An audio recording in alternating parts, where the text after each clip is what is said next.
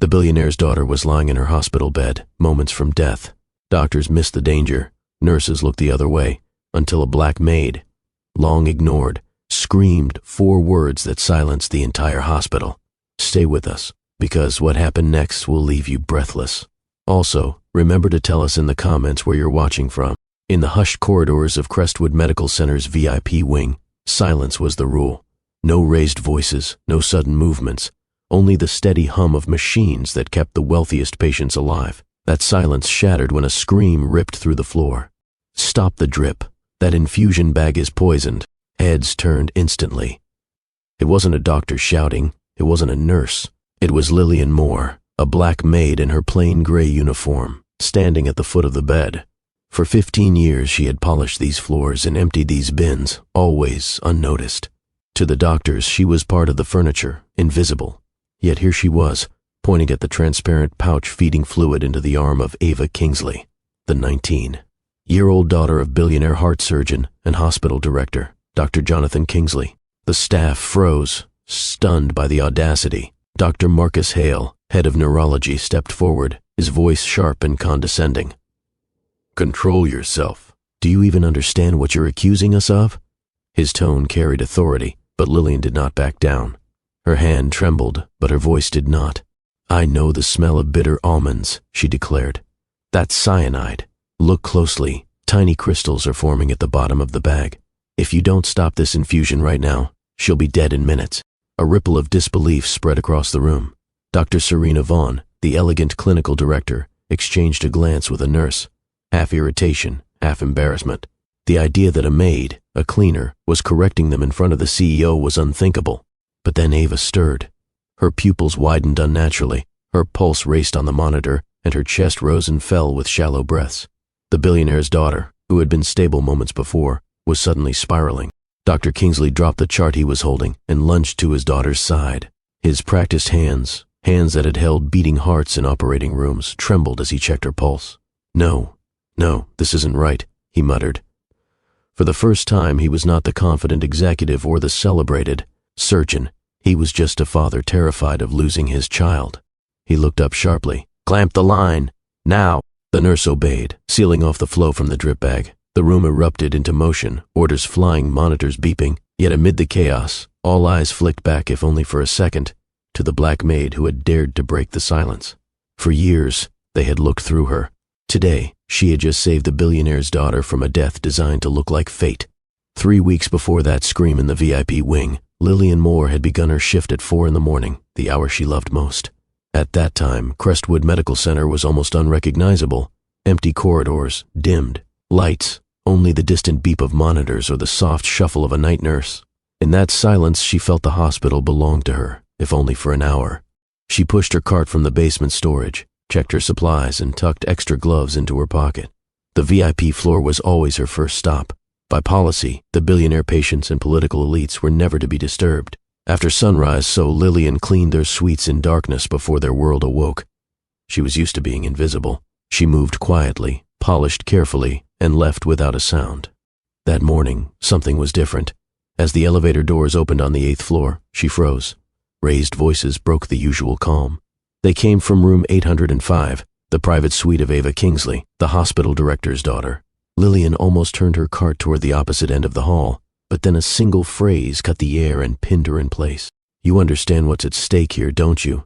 If she survives and talks, everything is lost." The voice was male, tense, almost threatening. Another voice, a woman's, answered, controlled, cold. "Don't push me, Marcus. I know the risks. But we can't just end her. There are cameras, records, nurses coming in and out. Jonathan is practically living in that room." Lillian's stomach tightened. She recognized the voices instantly. Dr. Marcus Hale, the powerful head of neurology, and Dr. Serena Vaughn, the polished clinical director. She stood frozen behind her cart. Maybe she was misunderstanding. Maybe they were debating some complex ethical case, a terminal patient, a choice about withdrawing life support. Yes, that had to be it. But then Hale's voice continued, lower and colder. "The accident bought us time. A young woman speeding on a rainy night. No one questions that. But she's recovering too quickly. And with every day, she remembers more. If Ava tells her father what she saw at the New Year's Eve party..." Vaughn cut him off sharply. The entire scheme collapses. We need to be smart. Nothing obvious. A complication. A sudden reaction. Something no autopsy can trace. Silence fell. Then the sound of footsteps moving toward the door. Lillian's body reacted before her mind did. She shoved her cart into the service bathroom, slipped inside, and closed the door with trembling hands. Her heart hammered against her ribs so loudly she was sure they could hear it outside. She leaned against the cold tiles, whispering to herself, "No, no, this can't be real." But she knew it was. Ava Kingsley, the billionaire's daughter, wasn't just recovering from an accident. She was being hunted inside the very hospital her father ran. Lillian waited nearly 10 minutes before daring to step out of the service bathroom. The corridor was empty again, the hospital back to its ghostly calm. But nothing felt normal anymore. She pushed her cart forward, her mind racing. What she had just overheard couldn't be true. Doctors, celebrated, respected, plotting to kill a patient. And not just any patient, but the billionaire's daughter. It was madness. Her hand hovered on the doorknob of room 805. Should she warn Dr. Kingsley? Tell him everything she'd heard? The thought made her stomach twist. She pictured his cold eyes, the way he passed her in the hallways without ever truly seeing her. What would he do with her words? Nothing. Or worse, laugh, dismiss, have her fired on the spot. It would be her word against theirs. A maid's voice against two of the most powerful physicians in the building, and she knew how that story ended. People like her didn't win those battles. She forced herself inside the room anyway, broom in hand, as if clinging to her routine could steady her nerves. Ava Kingsley lay motionless in the hospital bed, her body still fragile from the accident. Tubes ran from her arms, machines hummed steadily, monitors blinked in rhythm with her shallow breaths. In a chair at her side sat Dr. Jonathan Kingsley, still in his white coat from the previous day, his head tilted back in an uneasy sleep. The billionaire who commanded boardrooms and dictated policy now looked only like a worn-out father keeping vigil for his daughter. Lillian moved quietly, dusting, polishing, scrubbing surfaces that were already clean. But her eyes never left the girl in the bed. She had seen Ava grow up within these walls, from the little girl running, to her father's office, to the teenager reading stories to sick children. Ava had always been polite to her, unlike most of the privileged faces that passed through these halls. The thought of someone plotting her death was unbearable. By the time Lillian wheeled her cart back into the corridor, her decision was made. She would not speak, at least not yet, but she would watch. She would come earlier, stay later, and find excuses to linger on the VIP floor. If those doctors wanted to silence Ava, they would have to get past the one person they had never noticed before, the maid they thought was invisible. The days that followed were unlike any Lillian had known in her 15 years at Crestwood Medical. She arrived earlier than ever, sometimes before 3:30 in the morning, and stretched her shifts longer, inventing excuses to stay near the 8th floor. To the doctors, she was still invisible, pushing her cart, sweeping the hallways. But every glance she cast was deliberate, every movement calculated. She began memorizing faces, which nurses handled Ava's medications, which residents entered the room, who signed charts at what times. She noted the rhythm of the shifts like a soldier learning the rotation of guards. 5 days after she had overheard the conspiracy, her vigilance was rewarded. As she dusted a table near the nurse's station, she saw Dr. Marcus Hale step out of room 805. His expression wasn't neutral. There was something smug about it, a satisfaction that made her chest tighten. He jotted something into Ava's chart and walked away whistling, as though he had just accomplished a private victory. When he disappeared into the elevator, Lillian abandoned her cart and leaned closer to the station where Brenda, a seasoned nurse, was scribbling notes. "Brenda," she asked softly, trying to sound casual, "Dr. Hale just left the director's daughter's room. Is she improving?" The nurse glanced up, surprised at the question. "Actually, yes. It's remarkable. She woke up last night. She's conscious, talking even." Lillian forced a smile. "That's wonderful news." Then, lowering her voice, she added, "Does she remember anything about the accident?" Brenda's eyes narrowed, suspicious of the question. "Why the interest, Lillian?" "Oh, nothing," she said quickly. "Just, she was always kind to us, unlike some around here." Brenda relaxed. "Well, she's still foggy. Post-traumatic amnesia, that's normal. But Dr. Kingsley's hopeful. She's already asking about the New Year's Eve party. She mentioned a name. Blake, I think. Seems she remembers more than we thought." Lillian's stomach dropped. She thanked Brenda and returned to her cart, her hands shaking as she gripped the handle. This was it. Ava was starting to piece things together. The conspiracy was running out of time. That night, Lillian made a choice. She would no longer just linger. She would keep watch. She found a small supply closet near room 805, and at dawn, hid inside with the door cracked open. For hours she stayed still, watching the corridor through the thin sliver. Nothing happened. Nurses came and went. Dr. Kingsley stepped out for coffee and returned. By 5:15 in the morning, her legs were stiff, her eyes heavy. She almost gave up. And then she saw him, a man she had never seen before, dressed as a lab technician, carrying a small case, walking briskly toward Ava's room. The stranger in the lab coat moved with unsettling precision. He placed his case on the counter, drew a vial and syringe, and with practiced ease pierced the drip bag hanging above Ava Kingsley's bed. The liquid swirled faintly in the pouch, cloudier than before, but to the untrained eye nothing seemed amiss. Beside her, Dr. Kingsley slept in his chair, too exhausted to notice that death had just been hung over his daughter's head. Lillian did notice. She had memorized every staff face on the VIP floor, and this man was not one of them. Her heart pounded as she watched him pack away his syringe, snap the case shut, and slip out of the room without hesitation. She waited until the service elevator doors closed behind him before she rushed in. Her hands flew to the infusion line, twisting the valve shut before a drop more could reach the girl's veins. The sudden motion startled Dr. Kingsley awake. He rose in confusion, anger flashing as he demanded to know what she was doing. But Lillian's eyes never left the drip bag. The fluid had grown faintly opaque, and a bitter metallic scent lingered in the air, a smell she knew too well. Cyanide. For a heartbeat, the room held only disbelief. A billionaire surgeon, accustomed to commanding respect, faced a black maid who should have remained invisible. But then his instincts as a physician took over. He leaned in, examined the bag himself, and recognition struck him like a blow. The solution was contaminated. His trembling hands replaced the line with a fresh one, working with a father's desperation rather than a surgeon's precision. Ava's breathing steadied, her pulse returning to rhythm. The danger had passed, but only just.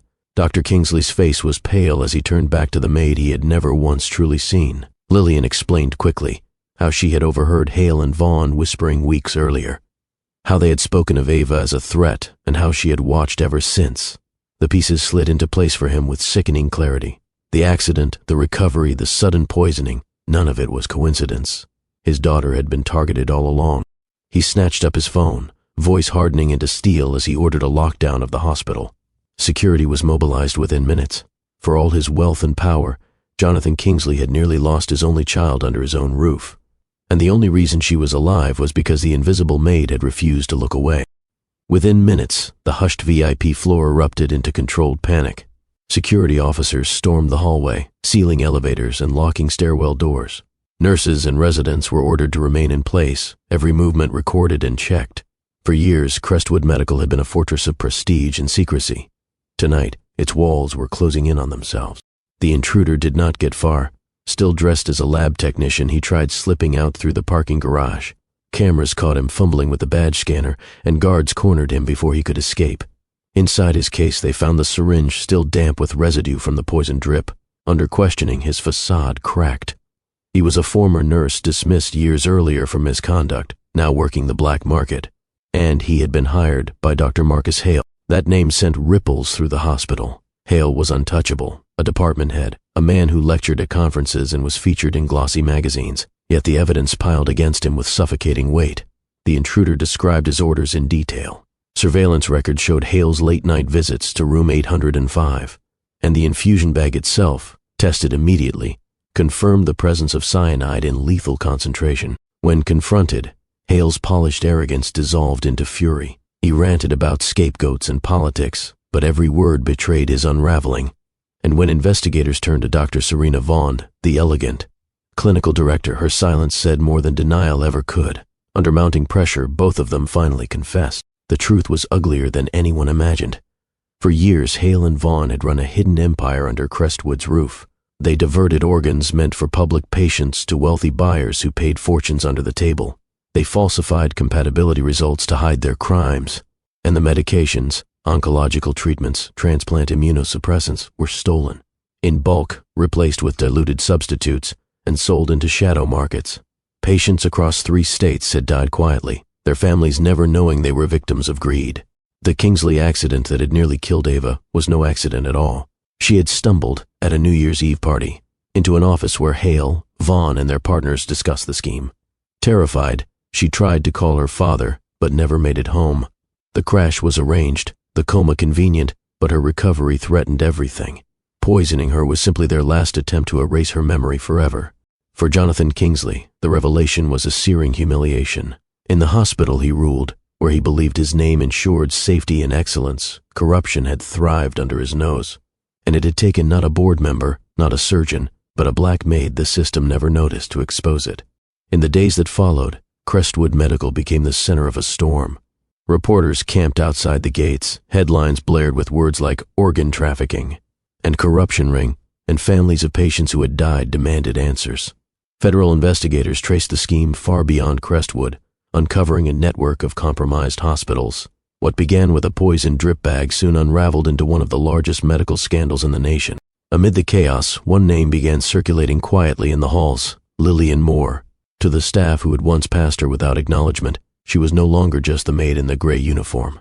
She was the reason the billionaire's daughter had survived. She was the one who had risked her job, her safety, and perhaps even her life to call out the crime that nearly went unseen. When Dr. Jonathan Kingsley summoned her to his office, Lillian entered nervously, her mop and bucket left behind. For 15 years she had polished these halls without once being asked to sit across from the CEO. Now she stepped into a room where cameras and microphones had so often captured powerful decisions, and all eyes were on her. At Kingsley's side sat Ava, pale from recovery but alive, her wheelchair pushed close to her father's desk. She extended her hand, her voice unsteady. "Thank you," she said. "You saved my life." Lillian hesitated, then took the girl's hand, her own rough from years of cleaning.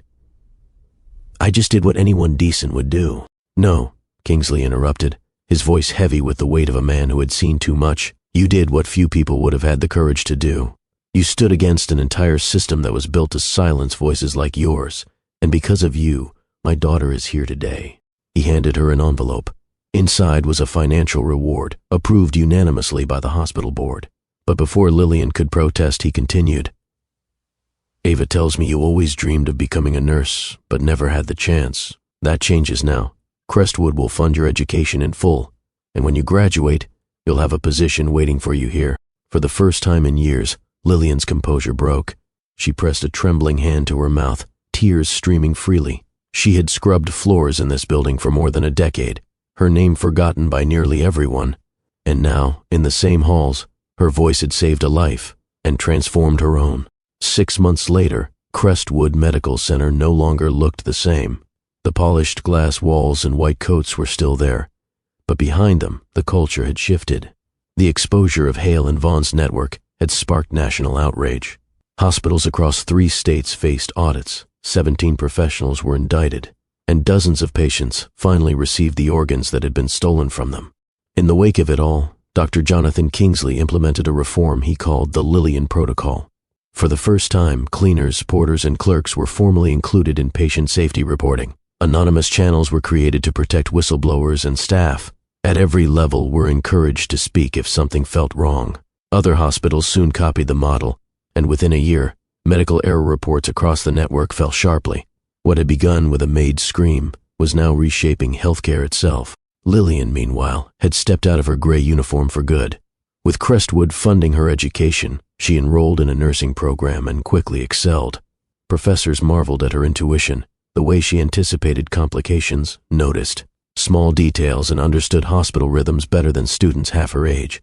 They didn't know that her instincts had been honed over 15 years of silent observation while scrubbing floors. Ava Kingsley had changed too. Once a business major following a safe path, she abandoned it to pursue medicine. She told interviewers that it wasn't her billionaire father who inspired her, but Lillian Moore, the black maid who had risked everything to save her life. Ava's words spread far beyond Crestwood, reminding the public that courage and wisdom are not bound to title. Recognition soon followed.